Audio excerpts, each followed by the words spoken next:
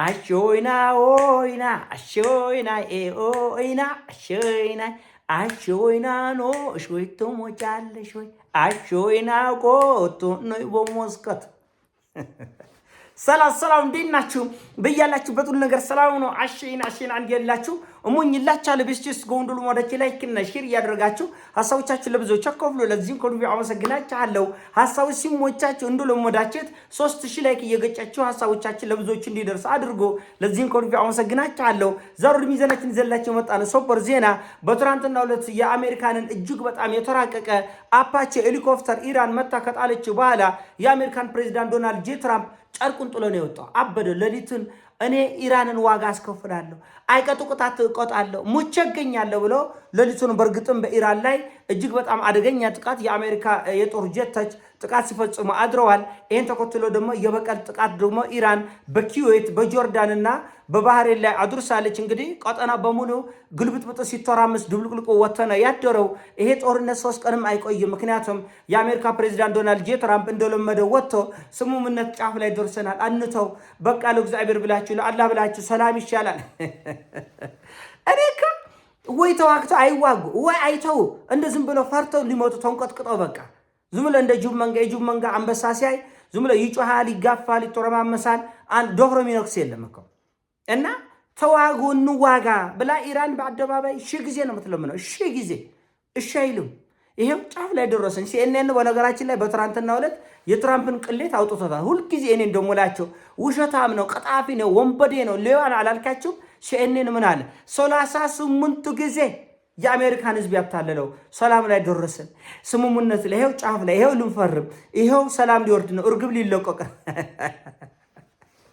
ውሸት ነው አላልካችሁ? አሁንም እመኑም ባትመኑም ይሄ ጦርነት 3 ቀን አይቆይም። ደግሞ ነገ ይወጣና ትራምፕ ሰላም ላይ ጫፍ ላይ ደረሰን እኮ ድርድር፣ ይሄው ፓኪስታን ለምናኝ፣ ሳውዲ አረቢያ እግሬ ላይ ወድቃ፣ ኤሚሬቶቹ እግሬ ልሰውኝ፣ ባህሬኖቹ ጉልበቴን ስመውኝ ይላል። የጮነቀ እርጉዝ ያገባል፣ ስትወልድበት ጎደል ይጎባል። ሰሞኑን ምን አልካች? ከእስራኤል ጋር ሲዋጉ አንተም ተው ኢራንም ተይ እስራኤልም ተይ ያሉ ምን ነው ሲባል ጫፍ ላይ እኮ ደረስን። በቃ ስምምነት ጫፍ ላይ ይሄው 3 ቀናል። ትናንትና 2 ቀን አልፏል። 1 ቀን ይቀር እና አይቀጡ ቅጣት በጆርዳን የሚገኘው የአሜሪካ የጦር ቤዝ አይቀጡ ቅጣት ነው። የወደመ ንብረት የጠፋ የጦር ጀቶች ሁሉ ተመቷል። ራዳሮች ሁሉ ተመቷል። እና በኩዌትም እንደዚህ የኩዌት ህዝብ ጉድጓድ እንደ አይጥ ጉድጓድ ሲፈልግ ነው ያደረው ሌሊቱ በሙሉ እና እንደ አይጥ ጉድጓድ ሲፈልግ የባህሬን ህዝብ እንደዚህ። በነገራችን ላይ የጦርነት የሚቀጥል ከሆነ የኩዌትና የባህሬን ነገር የተበላ ዕቁብ ነው፣ የተበላ ዕቁብ ነው። እርግጠኛ ሁኜ የምነግራቸው መሀል ቤት ከዚህ ወለም ዘለም ሲሉ መሀል ቤት ያለ ይመታል በእርግጠኝነት። እና እኔ አሁን ጠንከር አድርገው ቢዋጉ ነው አሁን ጉጉቴ። አሜሪካኖቹ ድርድር የሚለውን ሀሳብ ቢተውት ቢረሱት ቢሰርዙት አልተሳካላቸውም፣ አይሆንም። በጦር ሜዳም አልቻሉ፣ በድርድር ጠረጴዛም አልቻሉ። ስለዚህ ኩዌትና ባህሬን ጥሩ ዋጋቸው በሚያወጣ ሁኔታ ሂሳባቸው ተሰጥቷቸዋል። ትራምፕ እኔ ዋጋዋን እሰጣለሁ ኢራንን ብሏል። አይሰጥም። ኢራንን ዋጋ ልትሰጥ አትችልም አሜሪካ በምንም መልኩ። አቅም ቢኖራትማ ሞተ ቀን ሙላት ለምን ሞተ ቀን ድርድር ሰላም ተቆራርበን በዚህ ወጥቶ ማንንም ቶሎ ማምጣት ታቅም። በነገራችን ለመጀመሪያ ጊዜ ነው ኢራንን እግር ስትልስ አሜሪካ፣ ለመጀመሪያ ጊዜ ነው። በዓለም ታሪክ ታይቶም ተሰምቶም አይታወቅም።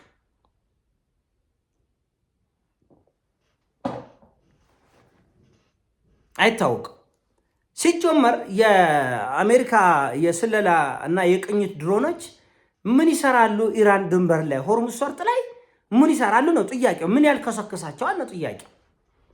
አፓቼ ሄሊኮፕተርስ ምን ያልከሰከሰዋል ነው። ሆርሙዝ ሰርጥና ኢራን ድንበር ላይ ምን ይሰራል? የሰው ድንበር ከገባ በኋላ የጦርነት ቀጠና ከገባ በኋላ እንዴት እመታለሁ? አይሰራም። ይሄ ለምን አትመታም? ትቀነደባለህ። የጦር ጀቶች ምን ይሰራሉ? ወደ ኢራን የተኩስ አቁም ነው ብላ እዛው ሰፈር ይቻል ያለበት ሰፈር ዘንጥ ከፈለክ እና እነሱ ምንድነው አሁን በዚህ ተኩስ አቁም ሁሉ ጊዜ እንደምላቸው የተኩስ አቁሙ ኢራንን ለማዘናጋት በተለይ ራዳሮችን ለማውደም አሁን እስራኤልና አሜሪካ ለቀጣይ ጥቃት ኢራን ላይ ለሚደረገው ቀጣይ ጥቃት የጦር መሳሪያ እጥረት ስላለ የጦር መሳሪያውን በደንብ ለማምረት ኢራን ያወደመችው ራዳር ስላለ ይህን ራዳር ሲስተሞችን የመከላከያ ስርዓቶችን ኢንተርሰፕተር ሚሳኤሎችን ለማሟላት እስከዛ ድረስ ኢራንን በድርድር ለማዘናጋት ነው ሩጫው። እግረ መንገድ ደግሞ የኢራንን የኤር ዲፌንስ ሲስተሞችን ራዳሮችን ማውደም።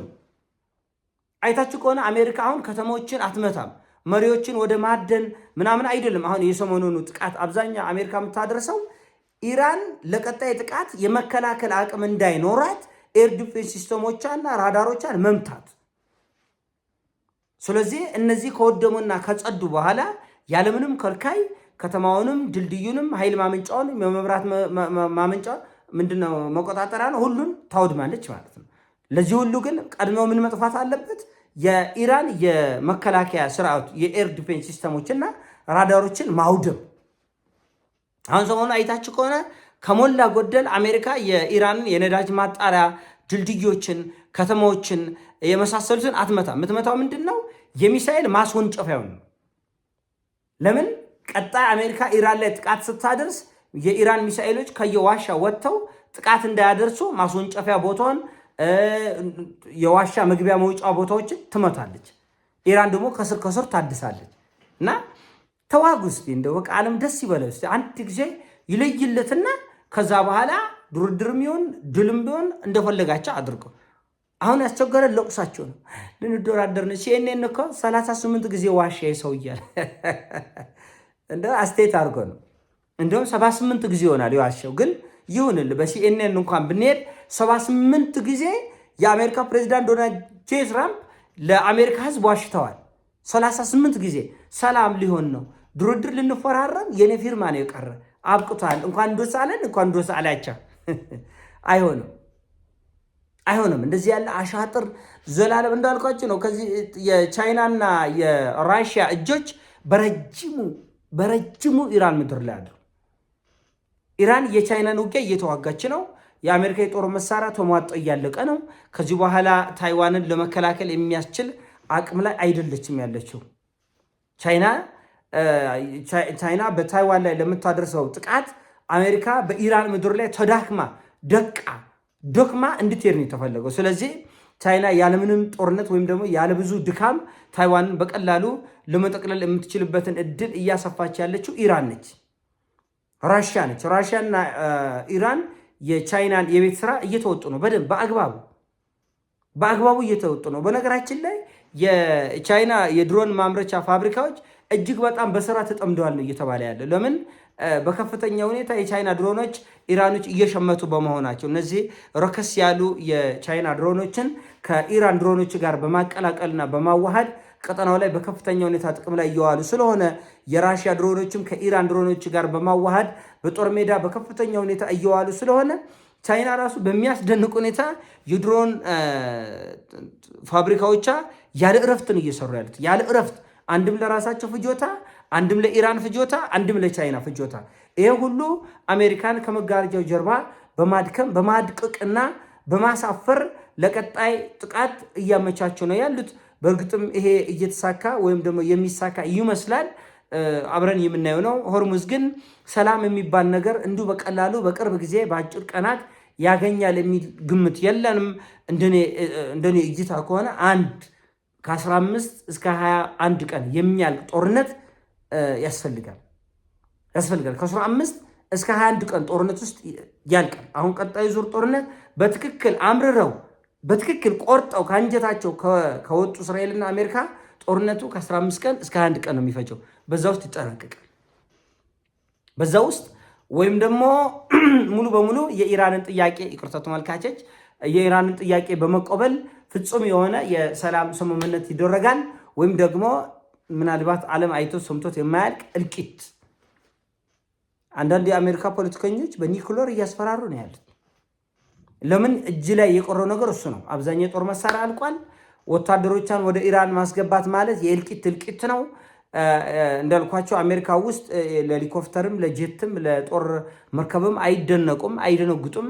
የሰው ህይወት ነው። የሰው ህይወት ካለቀና ከረገፈ ግን ከፍተኛ ህዝባዊ ቁጣ ስለሚያስነሳ እግረኛ የማስገባትና የመዋጋት እድላቸውም ጠባብ ነው። አንድ ዙር ጦርነት ግን አይቀሬ ነው። ይሄን ሐሳብ ነው። ሐሳቡ ሲሞቻችሁ ላይክ አድርጉ፣ ሼር አድርጎ ወዳቻለሁ። ይሞቻችሁ። ፒስ